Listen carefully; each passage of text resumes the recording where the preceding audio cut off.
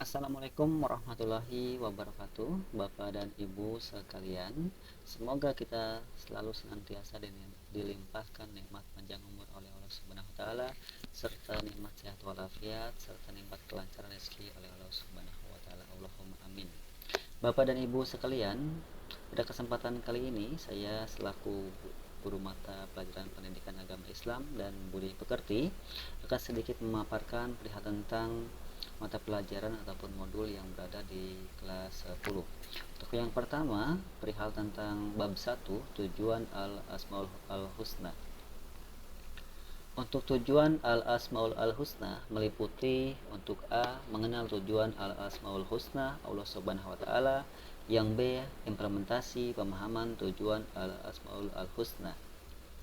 Dan selanjutnya A. Untuk mengenal tujuan al-asmaul al-husna Allah Subhanahu wa taala, makna dan dalil al-asmaul al-husna Allah Subhanahu wa taala.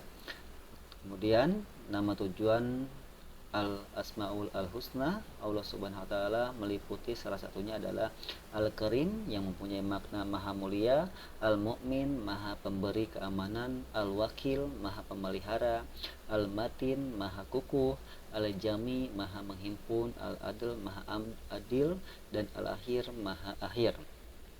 Dan selanjutnya ayat-ayat Al-Quran tentang Al-Asma'ul Al-Husna meliputi pertama surat Al-Asr, surat ke-59 ayat 24, kemudian At-Toha surat ke-20 ayat 6-8, dan selanjutnya surat Al-A'raf surat ke-7 ayat ke-180. Untuk B, implementasi pemahaman tujuan al-asmaul al-husna meliputi 1.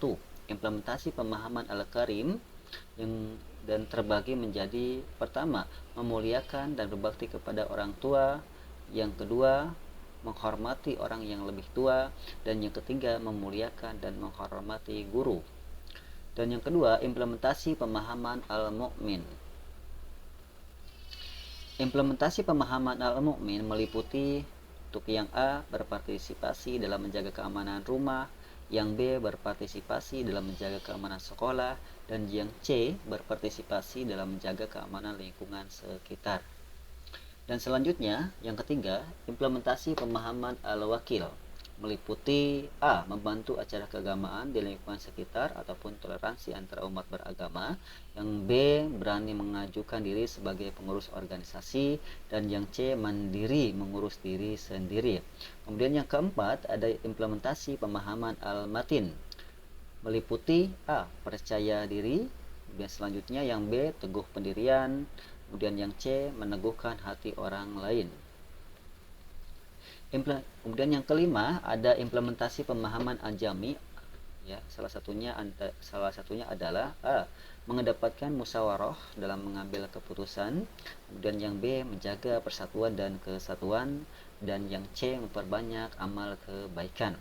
Kemudian yang keenam, ada yang namanya implementasi pemahaman al-adl, salah satunya melingkupi penempatan suatu pada tempatnya, dan yang B, menjadi pemimpin yang adil, dan yang C, berlaku adil dalam jual beli.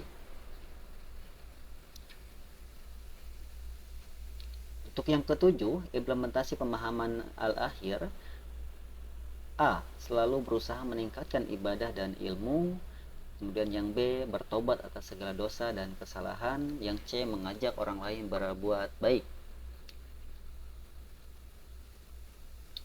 Untuk yang bab 2, melingkupi berbusana sesuai ketentuan syariat Islam. Perintah berbusana sesuai ketentuan syariat Islam meliputi salah satunya adalah yang A, perintah berbusana sesuai dengan ketentuan syariat Islam, dan yang B, perilaku berbusana sesuai syariat Islam dan hikmahnya.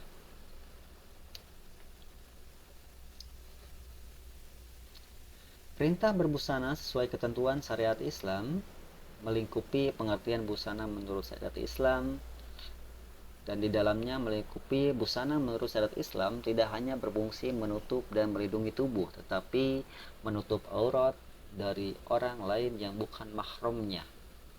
Kemudian ada dalil busana sesuai syariat Islam meliputi Quran surat An-Nur surat ke-24 ayat 49. Yang selanjutnya Al-Ahzab surat ke-33 ayat 59, dan selanjutnya ada pada hadis riwayat Muslim. Dan selanjutnya syarat berbusana sesuai syariat Islam meliputi bersih dan suci, terbuat dari bahan yang diperbolehkan, tidak tipis dan tidak memperlihatkan lekukan tubuh khusus kaum hawa. Yang B, perilaku berbusana sesuai syariat Islam dan hikmahnya. 1. Ketentuan berbusana muslim seorang muslim. Pertama, menutup aurat. Yang kedua, tidak terbuat dari emas dan sutra. Dan yang ketiga, tidak menyerupai busana perempuan.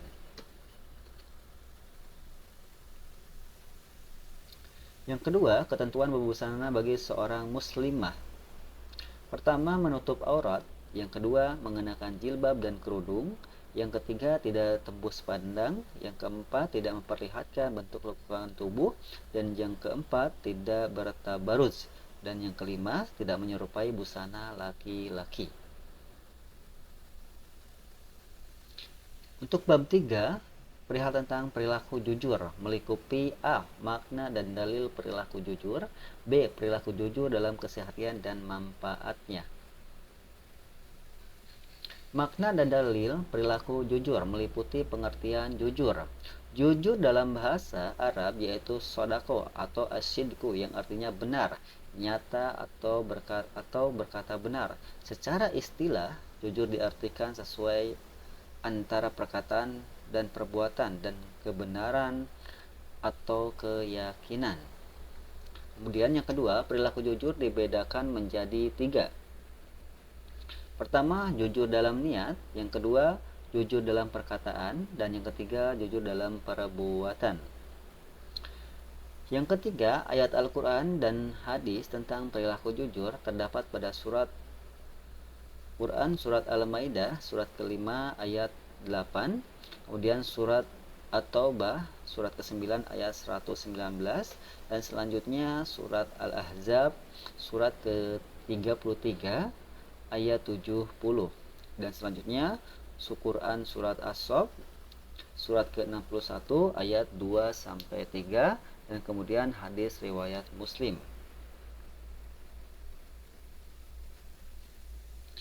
B. Berperilaku jujur dalam keseharian dan manfaatnya. 1. Perilaku jujur dalam kehidupan sehari-hari menyampaikan kebenaran yang diketahui. Yang kedua, tidak menyontek saat ujian. Yang ketiga, bertanya saat belum memahami pelajaran. Yang keempat, menepati janji. Yang selanjutnya, mengembalikan barang pinjaman atau temuan kepada pemiliknya, mengakui kesalahan yang diperbuat, dan yang terakhir, meminta izin saat meninggalkan rumah. Dan yang kedua, manfaat perilaku jujur dalam keseharian. Lingkupnya adalah meningkatkan keimanan, mendapatkan kepercayaan orang lain, serta mudah membina hubungan atau interaksi dengan orang lain. Dan selanjutnya, menjadi orang yang amanah dan tanggung jawab, dan kemudian terhindar dari perbuatan tercela. Untuk bab 4, sumber hukum Islam melingkupi A. Macam-macam sumber hukum Islam. Yang B. Penetapan sumber hukum Islam dalam keseharian. Macam-macam sumber hukum Islam. Pertama ada pada Al-Quran. Yang kedua adalah hadis dan sunnah. Yang ketiga adalah ijtihad. Pertama adalah Al-Quran serta definisinya. A. Pengertian Al-Quran. Al-Quran merupakan bentuk masdar dari kata kerja qara'a yang berarti bacaan, berbicara tentang sesuatu ditulis atau melihat dan menelaah secara istilah. Definisi Al-Quran disampaikan oleh banyak ulama, salah satunya disampaikan oleh Dr. Subhi As-Sahi. Menurut Dr. Subhi As-Sahi, definisi Al-Quran yaitu kalam Allah Subhanahu wa Ta'ala yang merupakan mukjizat dan diturunkan kepada Nabi besar Muhammad SAW, ditulis dalam mushaf, diriwayatkan secara mutawatir, serta membacanya bernilai ibadah. Yang kedua, B. Kedudukan Al-Quran sebagai sumber hukum Islam. Al-Quran merupakan sumber rujukan hukum utama. Kedudukan Al-Quran sebagai sumber hukum Islam sebagai berikut. 1. Sebagai rujukan pertama dalam menetapkan hukum atau ketentuan suatu perkara dalam kehidupan. Yang kedua, Al-Quran merupakan sumber hukum utama. Oleh karena itu, segala ketentuan hukum dari sumber lain yang bertentangan dengan ketentuan Al-Quran dipandang batal dan tidak boleh digunakan. Diperlukan kajian mendalam sebelum menentukan suatu ketentuan dalam ajaran Islam. Yang ketiga, sebagai ketentuan dalam Al-Quran hanya bersifat garis besar dan ada pula yang telah dijelaskan secara terperinci. Yang C. Kandungan hukum dalam Al-Quran. Kandungan hukum dalam Al-Quran dibagi menjadi 4 aspek sebagai berikut. Yang pertama, hukum peribadatan dan muamalah. Yang kedua, kisah-kisah para nabi. Yang ketiga, informasi kehidupan alam semesta, diantaranya informasi tentang terbentuknya alam semesta dan penciptaannya. Yang keempat, janji dan ancaman Allah Subhanahu wa taala terhadap seluruh manusia. Dan yang kedua adalah dalalah Al-Quran. Dalalah Al-Quran, kandungan pengertian yang terdapat pada suatu kata atau kalimat dalam nas Al-Quran. Dalalah Al-Quran terbagi menjadi 2, yaitu dalalah qat'i dan dalalah janni. Kemudian yang kedua, hadis dan sunnah. A. Definisi hadis dan sunnah meliputi hadis adalah, menurut ahli fikih, hadis adalah segala perkataan, perbuatan, ketetapan Nabi besar Muhammad SAW. Hadis Nabi Muhammad SAW diceritakan secara turun-temurun dari satu generasi ke generasi berikutnya. Oleh karena itu, dalam ilmu hadis dikenal 3 istilah, yaitu sanad, matan, dan rawi. Kemudian yang kedua, sunnah. Sunnah yaitu segala yang dinukilkan dari Nabi besar Muhammad SAW, mencangkup perkataan, perbuatan, ketentuan, pengajaran, sifat, tingkah laku, perjalanan hidup baik tentang terjadi sebelum masa kerasulan maupun sesudah kerasulan.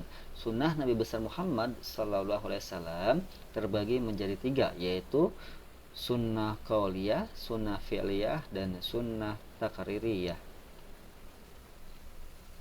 B. Kedudukan hadis sebagai sumber hukum Islam. Hadis berkedudukan sebagai sumber hukum kedua dalam Islam setelah Al-Quran. Pernyataan tersebut terdapat pada surah Al-Asr, surat 59 ayat ke-7. Serta yang C, fungsi hadis terhadap Al-Quran meliputi yang pertama, memerinci ketentuan dalam Al-Quran. Yang selanjutnya, memperkuat hukum yang ditentukan dalam Islam. Yang ketiga, memberikan penjelasan ketentuan dalam Al-Quran. Dan yang keempat, menetapkan hukum yang belum disebut dalam Al-Quran. Dan D, klasifikasi hadis. Pertama adalah mutawatir, yang kedua adalah ahad. Hadis mutawatir, definisinya, hadis mutawatir adalah hadis yang diriwayatkan oleh para rawi dengan banyak jalur periwayat, serta macam-macam mutawatir. Ada mutawatir lafzi, mutawatir maknawi. Kemudian hadis ahad, dan definisinya, hadis ahad adalah hadis yang diriwayatkan oleh satu jalur atau beberapa jalur periwayatnya yang tidak mencapai derajat mutawatir. Sahih, hasan.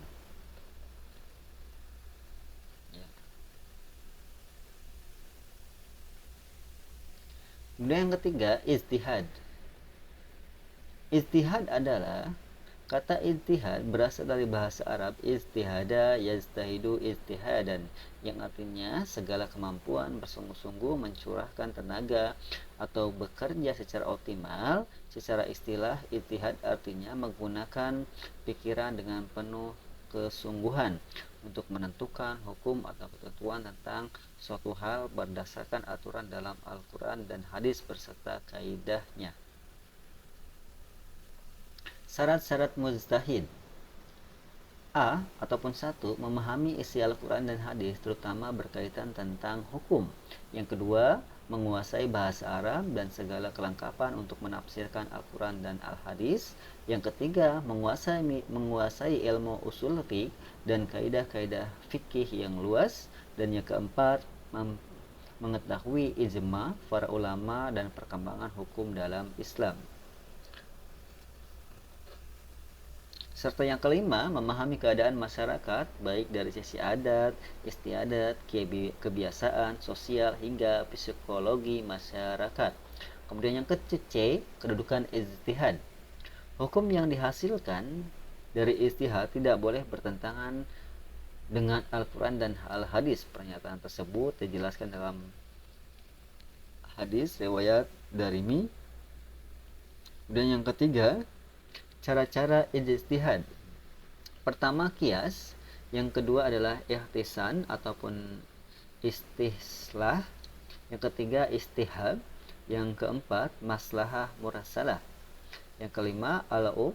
Yang keenam, su'du jara'. B. Penetapan sumber hukum Islam dalam keseharian melingkupi menjadikan Al-Quran sebagai pedoman hidup, dan selanjutnya berperilaku ikhlas, dan selanjutnya taat beribadah kepada Allah Subhanahu wa taala. Menjadikan Al-Quran sebagai pedoman hidup. Mendengarkan bacaan ayat Al-Quran, membaca dan menghafal Al-Quran, memahami dan mentadaburi Al-Quran, mengamalkan kandungan Al-Quran serta mengajarkan Al-Quran. Perilaku ikhlas melingkupi yang pertama, rela menerima segala ketentuan ketetapan Allah Subhanahu wa taala, tidak memilih salah satu aturan dan mengabaikan aturan yang lain, dan yang ketiga, melaksanakan aturan Allah Subhanahu wa taala dengan baik. Selanjutnya, taat beribadah kepada Allah Subhanahu wa taala.